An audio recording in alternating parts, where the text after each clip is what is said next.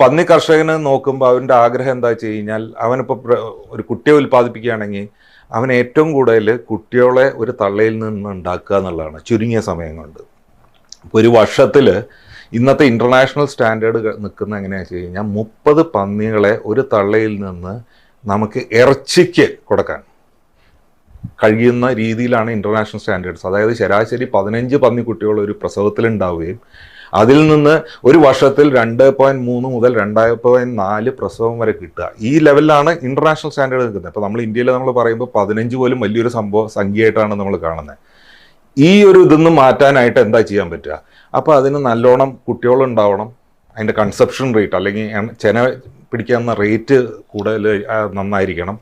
അതേപോലെ തന്നെ അതിന് കുട്ടികൾ ഉണ്ടായി കഴിഞ്ഞാൽ തള്ളയ്ക്ക് ധാരാളം പാലുണ്ടാവണം, കുട്ടികളെ പെട്ടെന്ന് പിരിക്കാൻ പറ്റണം, കുട്ടികളുടെ വെയിറ്റ് കൂടുതലായിരിക്കണം, ലൈവ് വെയിറ്റ് കൂടുതലായിരിക്കണം. അപ്പം ഇങ്ങനെ പലതും ചേർന്നിട്ടുള്ളൊരു കാര്യമാണ് ഒരു ബ്രീഡർ ഫാമിൽ നമ്മൾ ആഗ്രഹിക്കുന്നത്.